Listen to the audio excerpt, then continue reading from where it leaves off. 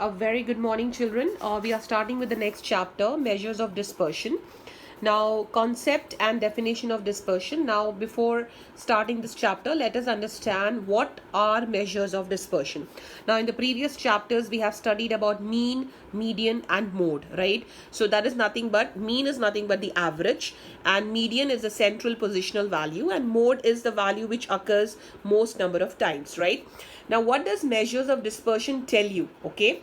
Now, let's see this particular example first. Now, you have this factory A and factory B and factory C. Okay, the following data related to wages paid to 5 workers in 3 factories ABC. Now, what do we see here?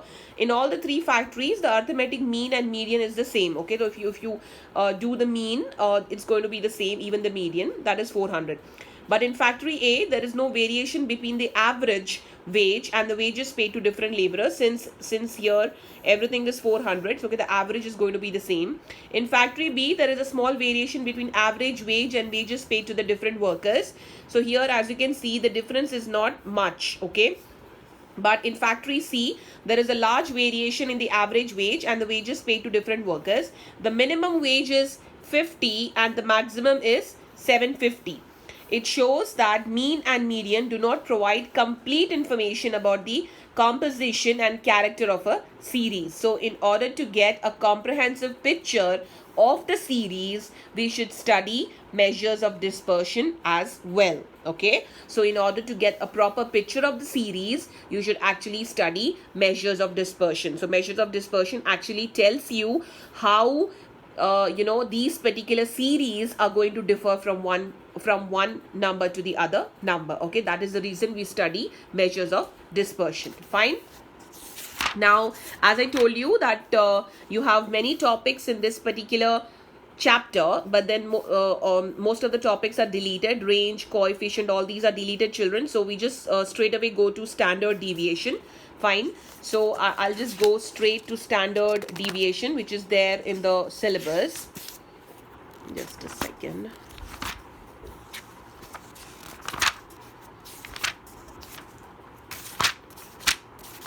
Yeah. So standard deviation, the standard deviation is the square root of the arithmetic mean of the squares or deviations of the items from its mean value. Okay, this is sometimes called as root mean of square deviation. Fine. Now, you also have coefficient of standard deviation. Don't worry, once we start doing the problems, you'll get everything.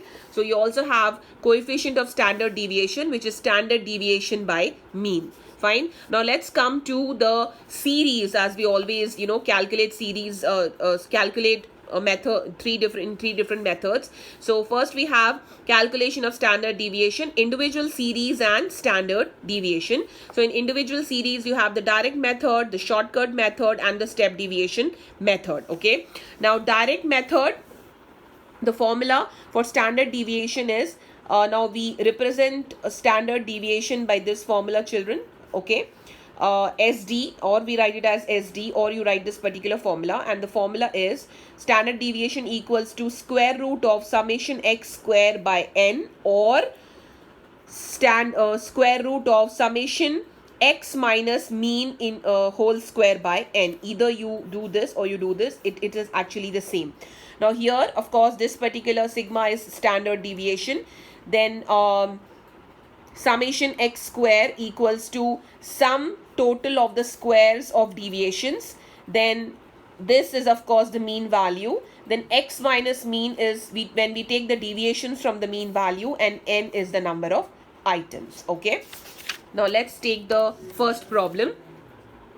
Now, following are the marks obtained by 10 students of a class. Calculate standard deviation and coefficient of standard deviation. Now individual series are given to you. Okay, so we take the data, these are the marks, and as I told you that you can also number them, and if at all you don't want this column, it's okay, children, because you can just count and know what is the value of n, because in individual series the value of n is the number of items. Okay, so n is 10, so these is your data, and the summation x is 110. So we first calculate mean, Mean equals to summation x by n, which is 110 by 10, which is 11. Now we are going to take the deviations of, we are going to take deviations from the mean as we used to do in arithmetic mean also.